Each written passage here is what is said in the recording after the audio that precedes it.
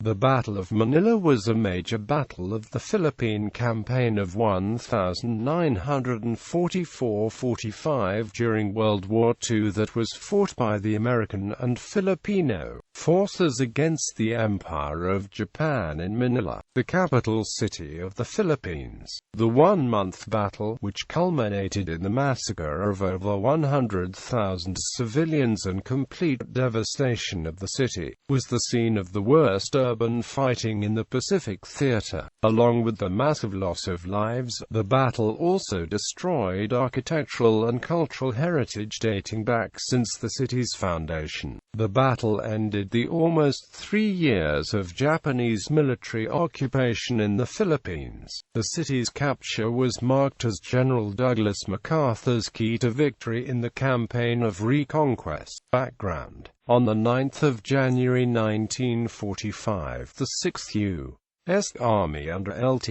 Gen. Walter Kruger waded ashore in Lingayen Gulf and began a rapid drive south in the Battle of Luzon. On the 12th of January, MacArthur ordered Kruger to advance rapidly to Manila. The 37th Infantry Division, under the command of Major Gen. Robert S. Baitler, headed south. After landing at San Fabian on the 27th of January, the 1st Cavalry Division, under the command of Major Gen. Vernon D. Mudge, was ordered by MacArthur on the 31st of January to get to Manila, free the internees at Santo Tomas, take Malacanang Palace and the Legislative Building. On the 31st of January, the 8th United States Army of Lt. Gen. Robert L. Eichelberger, consisting of the 187th and 188th Glider Infantry Regiments of Col. Robert H. Soule, components of the U.S. 11th Airborne Division, under Marge. Gen. Joseph Swing, landed unopposed at Nasugbu in southern Luzon and began moving north toward Manila. Meanwhile, the 11th A.B. Division's 511th Regimental Combat Team of Col. R&D Hard Rock Haugen parachuted onto Tagaytay Ridge on the 4th of February. On the 10th of February, the 11th Airborne Division came under the command of the 6th Army and seized Fort William McKinley on the 17th of February. Swing was joined by the Hunters ROTC Filipino guerrillas under the command of Lt. Colonel Emmanuel V. de Ocampo, and by the 5th of February, they were on the outskirts of Manila. Japanese defense. As the Americans converged on Manila from different directions, the bulk of the defending Japanese army troops had earlier engaged in a tactical move to the outskirts on orders of General Tomoyuki Yamashita, Commander-in-Chief of Japanese Army Forces in the Philippines. Yamashita had withdrawn his main forces to Baguio City, where he planned to hold back the Filipino and U.S. forces in northern Luzon, poised for the invasion of Japan. Yamashita had 3 main groups. 80,000 in the Shimbu Group were in the mountains east of Manila, 30,000 in the Kembu Group were in the hills north of Manila, and 152,000 in the Shobu Group were in northeast Luzon. In 1941, General Douglas MacArthur had declared Manila an open city before its capture. Although Yamashita had not done so in 1945, he had not intended to defend Manila. He did not think that he could feed the 1 million city residents and defend a large area with vast tracts of flammable wooden buildings.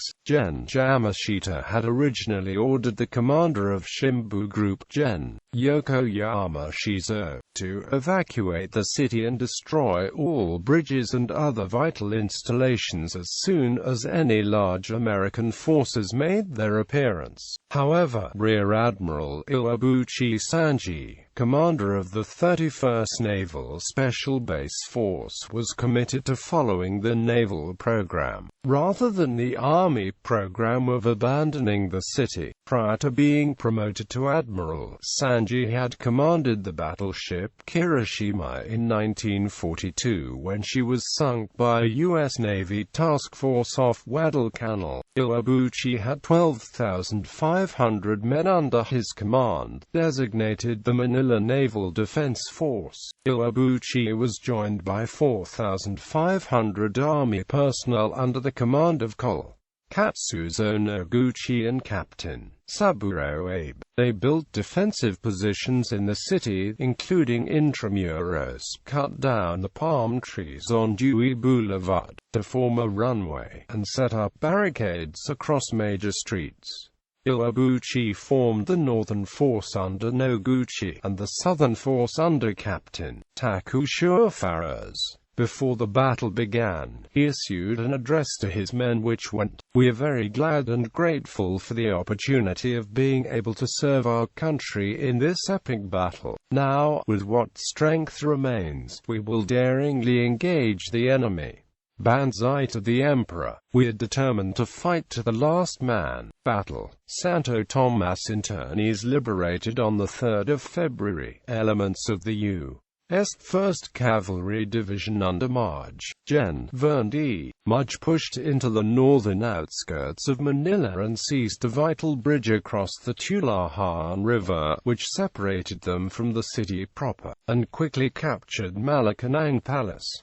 A squadron of Brig. Gen. William C. Chase's 8th Cavalry, the first unit to arrive in the city, began a drive toward the sprawling campus of the University of Santo Tomas, which had been turned into the Santo Tomas internment camp for civilians, and the U.S. Army and Navy nurses, sometimes known as the Angels of Bataan. Since the 4th of January 1942, a total of 37 months, the university's main building had been used to hold civilians. Out of 4,255 prisoners, 466 died in captivity, 3 were killed while attempting to escape on the 15th of February 1942, and 1 made successful breakout in early January 1945. Captain Manuel Coleco, a USAF guerrilla officer, became an Allied casualty of the city's liberation, after he and his companion, Lt. Diosdado Gaitinco, guided the American 1st Cavalry to the front gate of Santo Tomas.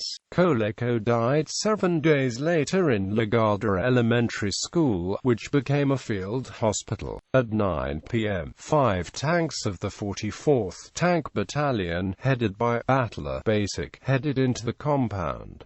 The Japanese, commanded by Lt.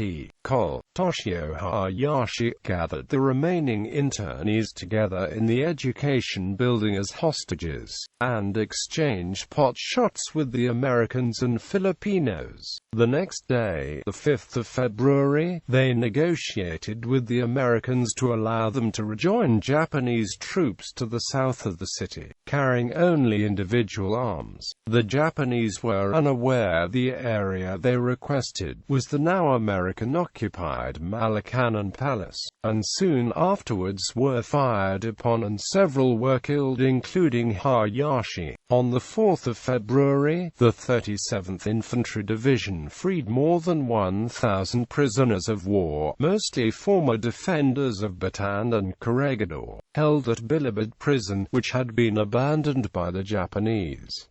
Encirclement and massacres. Early on the 6th of February, General MacArthur announced Manila had fallen. But the battle for Manila had barely begun. Almost at once the 1st Cavalry Division in the north and the 11th Airborne Division in the south reported stiffening Japanese resistance to further advances into the city. General Griswold continued to push elements of the 14th Corps south from Santo Tomas University toward the Pasig River. Late on the afternoon on the 4th of February, he ordered the 2nd Squadron, 5th Cavalry, to seize Quezon Bridge. the only crossing over the passage that the Japanese had not destroyed. As the squadron approached the bridge, Japanese heavy machine guns opened fire from a formidable roadblock thrown up across Quezon Boulevard, forcing the cavalry to stop its advance and withdraw until nightfall.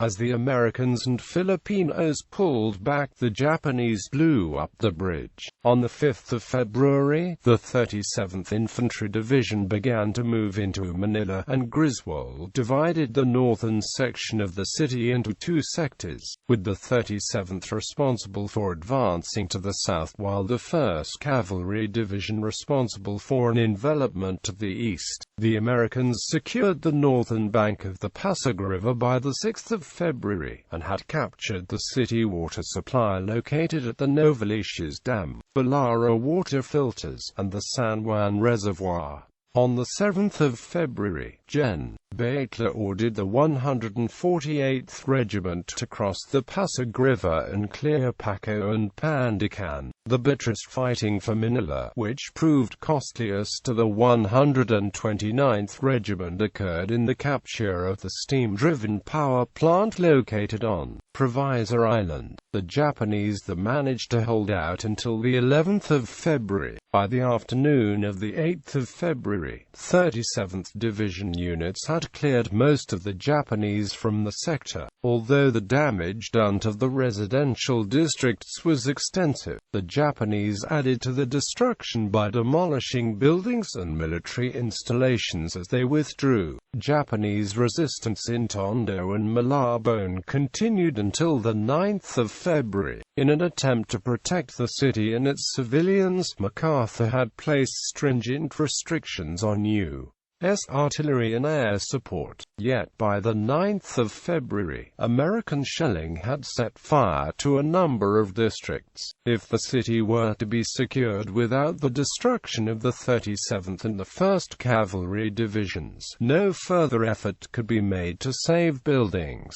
Everything holding up progress would be pounded. Iwabuchi's sailors, Marines and Army reinforcements, having initially successfully resisted American infantrymen armed with flamethrowers, grenades and bazookas, faced direct fire from tanks, tank destroyers, and howitzers, who were attacked one building after another and killed the Japanese, and often the trapped civilians inside, without differentiation. Subjected to incessant pounding and facing certain death or capture, the beleaguered Japanese troops took out their anger and frustration on the civilians caught in the crossfire, committing multiple acts of severe brutality, which later would be known as the Manila Massacre. Violent mutilations, rapes, and massacres on the populace accompanied the battle for control of the city. Massacres occurred in schools, hospitals and convents, including San Juan de Dios Hospital, Santa Rosa College, Santo Domingo Church, Manila Cathedral, Paco Church, St. Paul's Convent, and St. Vincent de Paul Church. By the 12th of February, Iwabuchi's artillery and heavy mortars were destroyed, and with no plan for withdrawal or regrouping, each man had his meager supply of rations, barely sufficient arms and ammunition, and a building in which his life would end. The 1st Cavalry Division reached Manila Bay on the 12th of February, but it was not until the 18th of February that they took Rizal Stadium, which the Japanese had turned into an ammunition dump, and Fort San Antonio Abad. On the 17th of February, the 148th took the Philippine General Hospital, freeing 7,000 civilians. The University of the Philippines and Assumption College San Lorenzo.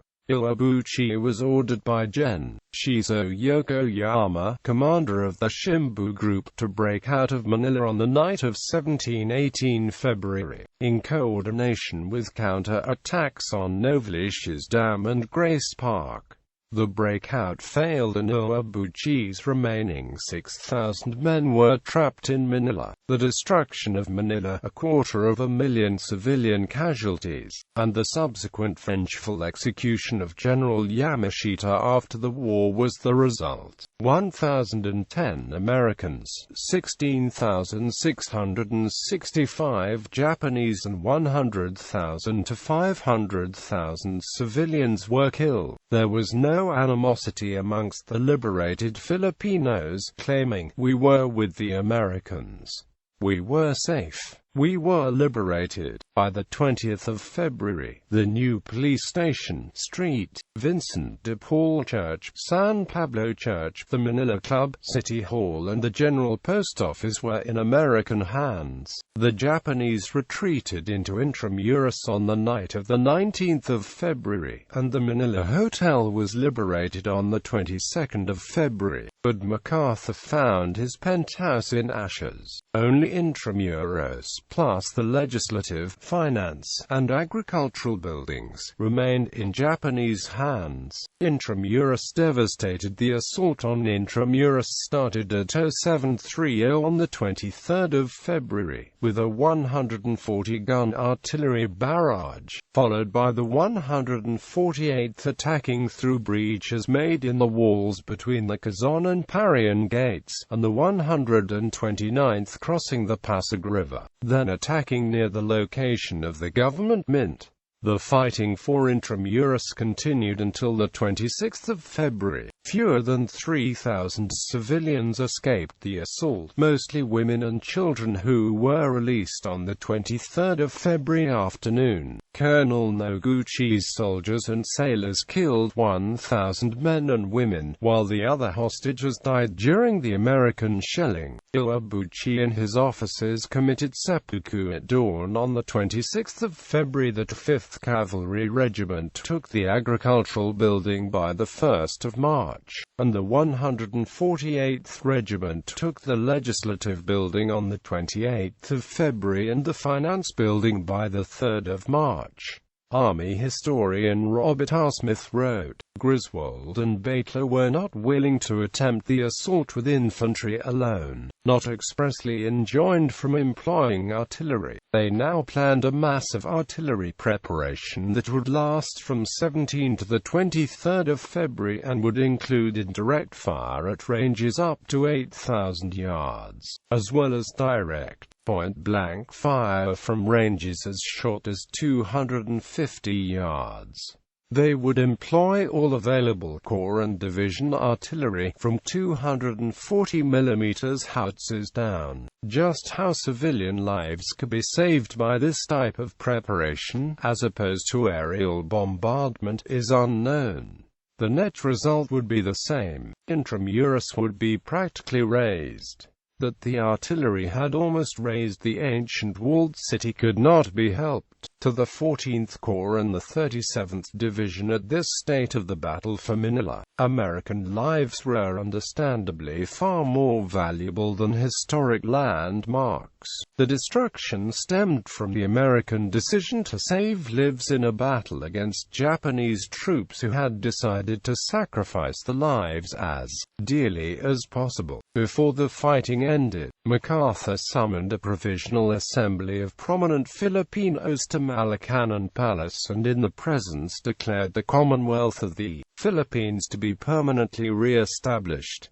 "My country kept the faith," he told the gathered assembly. "Your capital city, cruelly punished though it be, has regained its rightful place, citadel of democracy in the East." Aftermath. For the rest of the month the Americans and Filipino guerrillas mopped up resistance throughout the city. With Intramuros secured on the 4th of March, Manila was officially liberated, but large areas of the city had been leveled. The battle left 1,010 U.S. soldiers dead and 5,565 wounded. An estimated 100,000 to 500,000 Filipinos civilians were killed, both deliberately by the Japanese and from artillery and aerial bombardment by the U.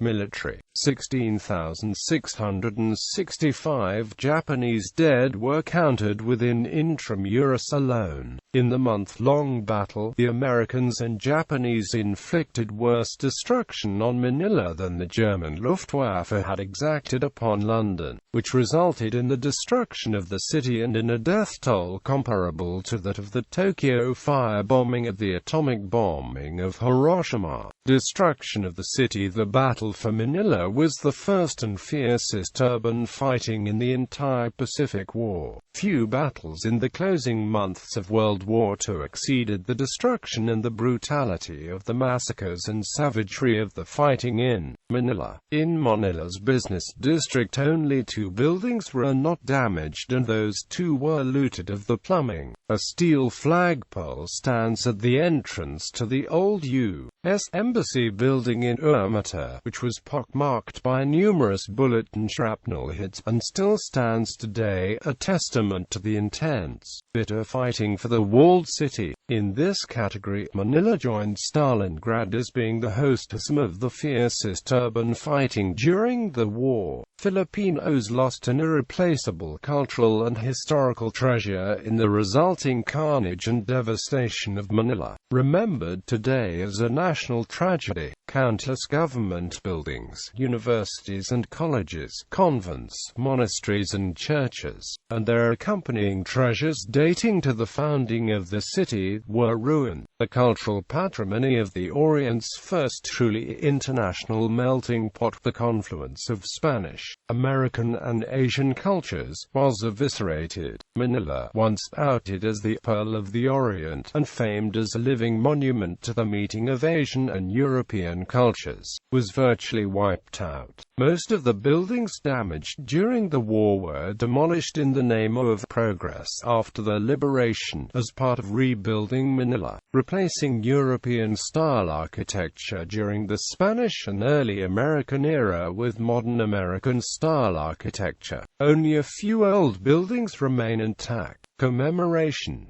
On February 18, 1995, the Shrine of Freedom, also known as Memorial Manila Monument, was erected. The Memorial Manila 1945 Foundation erected a memorial called the Shrine of Freedom to honor the memory of the over 100,000 civilians killed in the battle. It is also known as the Memorial Manila Monument and is located at Plaza de Santa Isabel in Intramuros. The inscription for the memorial was penned by national artist for literature Nick Joaquin and reads, "This memorial is dedicated to all those innocent victims of war, many of whom went nameless and unknown to a common grave, or even never knew a grave at all, the bodies having been consumed by fire or crushed to dust beneath the rubble of ruins. Let this monument be the gravestone for each and every one of the over 100,000 men, women, children and infants killed in Manila during its Battle of Liberation, February 3, March 3, 1945. We have not forgotten them, nor shall we ever forget. May they rest in peace as part now of the sacred ground of the city, the Manila of our affections."